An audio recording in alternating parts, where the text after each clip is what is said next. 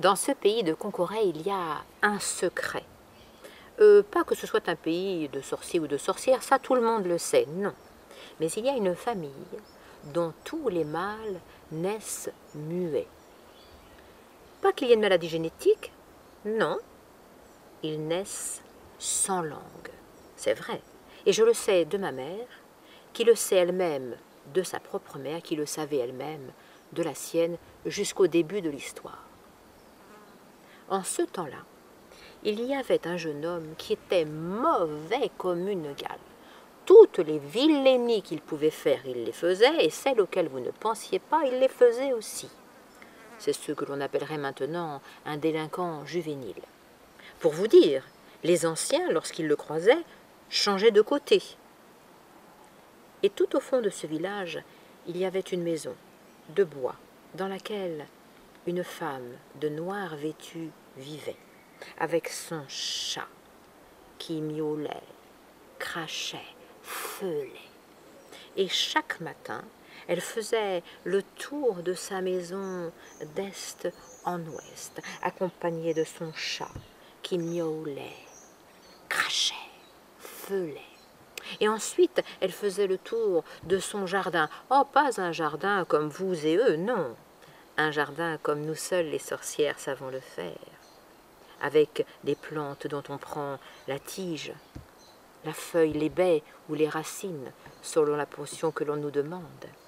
Et elle en fit le tour d'est en ouest, accompagnée de son chat, qui crachait, miaulait, feulait. Et tous les matins, ce salopio passait devant la maison, toisait la vieille pour lui faire baisser le regard, lui crachait dessus, mais elle ne baissait pas les yeux. Il ne le supportait pas. Et un soir, il décida de remplir des bonbonnes de pétrole. Lui également fit le tour de cette maison. Vous dire si c'est d'est en ouest, je ne sais pas. Toujours est-il que lorsqu'il craqua le feu, cela monta comme un grand brasier et il dut se reculer prestement. Les voisins, entendant le bruit et voyant les flammes, voulurent sortir pour sortir la vieille ou le chat. Et ils durent attendre jusqu'aux premières lueurs du jour pour voir si dans les cendres il n'y avait rien de l'un ou de l'autre. Et on ne trouva rien. Et le gamin, de se taper dans les mains, voilà une bonne chose de faite. Une fois n'étant pas coutume, il décida d'aller aider aux écuries. Et chemin faisant, il se sentit suivi. Il se retourna et le chat était là, qui le regardait, crachant, miaulant, feulant. Arrivé à l'écurie, il prit une fourche, l'embrocha et le jeta sur le tas de fumier. Ah, mais il fit son ouvrage sans trop se fatiguer. Et lorsqu'il ressortit, le chat était devant la porte de l'écurie, crachant, miaulant, feulant, les tripes pendantes, mais il était là. Il prit sa fourche et le réembrocha et le rejeta sur le tas de fumier. Oh, mais voilà quand même une chose qui doit être faite. Et il rentra chez lui.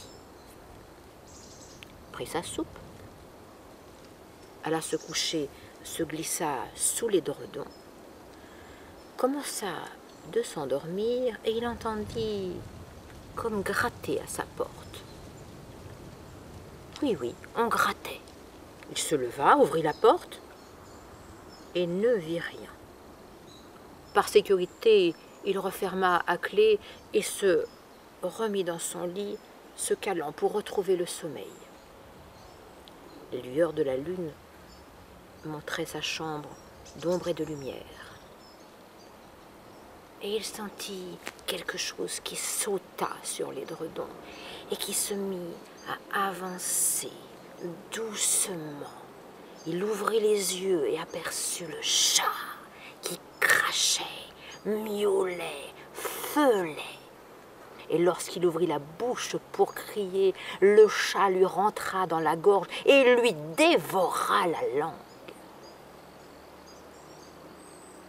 C'est peut-être de là d'où on dit donner sa langue au chat. Bon appétit!